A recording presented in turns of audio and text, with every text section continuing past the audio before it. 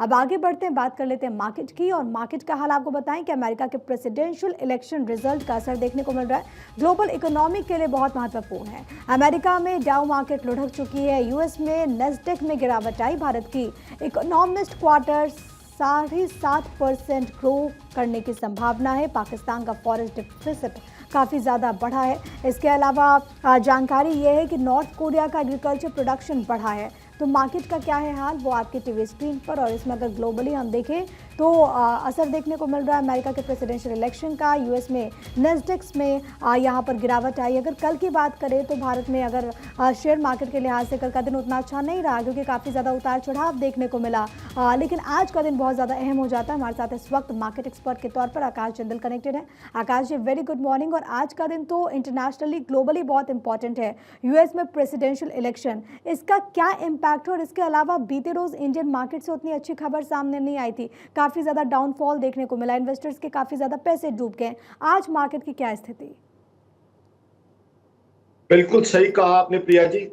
सबसे important event पूरी global economy के लिए टकटकी लगा के जो है हम वॉच कर रहे हैं, यूएस प्रेसिडेंशियल इलेक्शन। एक एक न्यूज जो आ रहे हैं, एक एक वहां से जो कहे न्यूज आ रही हैं कि किस तरह का जो है इंडिकेटर्स आ रहे हैं, उनको वॉच किया जा रहा है। बिकॉज यूएस के प्रेसिडेंशियल इलेक्शन, मेरी ऑर्गेनाइजेशन आकाश का मानना है, ग्लोबल इकोनॉमी के लिए बहुत बहुत रेलिवेंट है।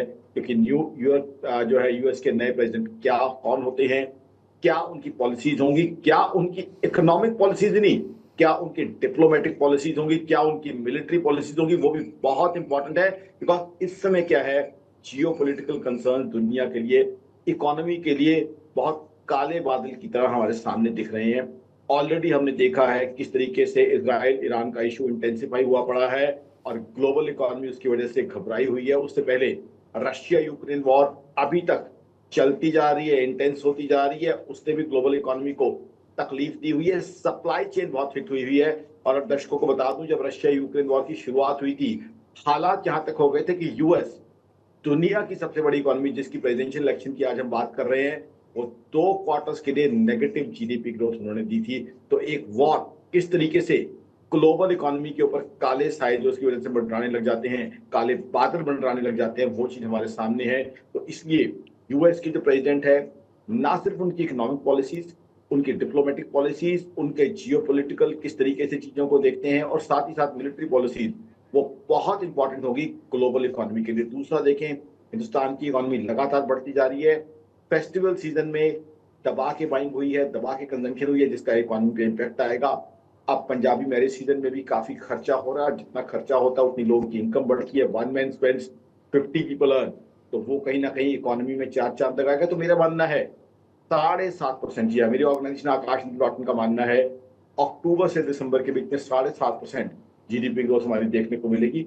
और उसका मतलब क्या है? तो मतलब यह है लोगों के लिए ज्यादा से ज्यादा नौकरियां, लोगों के लिए अच्छे इंक्रीमेंट, साथ ही साथ जीएसटी कलेक्शन अच्छा होगा और इनकम टैक्स कलेक्शन भी, एडवांस टैक्स के नंबर भी जो आएंगे 15 दिसंबर तक के, वो बहुत अच्छे आने की संभावना लगती है। तो कहीं ना कहीं हिंदुस्तान की इकोनॉमी अच्छी चल रही है। But again coming back to the same thing, टकटकी लगा के हमें देखना होगा यूएस प्रेसिडेंशियल इलेक्शन, किस तरह की वोटिंग होती है।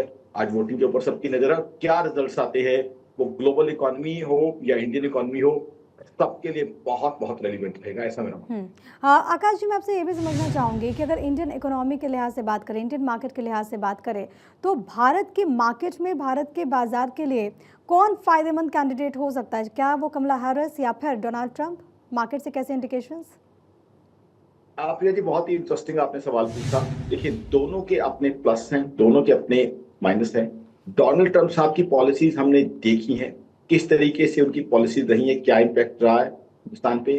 कमला हैरिस की पॉलिसीज हमने देखनी है, क्योंकि अभी तक वो, आज तक जो है, डायरेक्टली वो उस रूप में सामने नहीं आई है।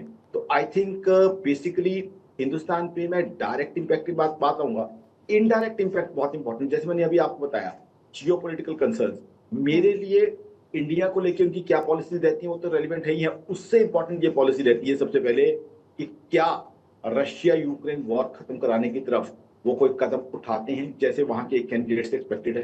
दूसरा, क्या जो आज इजराइल में चल रहा है उसके लिए, उसको लेके वो क्या कदम उठाते हैं, क्या ज्यादा अग्रेशन आती है या कहीं ना कहीं समझौते की तरफ उसको लेके जाते हैं। क्योंकि आज जियोपॉलिटिकल कंसर्न हिंदुस्तान के लिए भी इंपॉर्टेंट बने हुए हैं। जहां तक हिंदुस्तान की बात है, हिंदुस्तान हमारे लिए हमारा अपना देश है, बहुत इंपॉर्टेंट है। बट एक चीज दर्शकों को बता दूं, हिंदुस्तान के साथ यूएस का बिजनेस बढ़ेगा ही बढ़ेगा, दोनों में से कोई भी प्रेसिडेंशियल कैंडिडेट आ जाए, क्योंकि हिंदुस्तान का रेलिवेंस बढ़ता जा रहा है।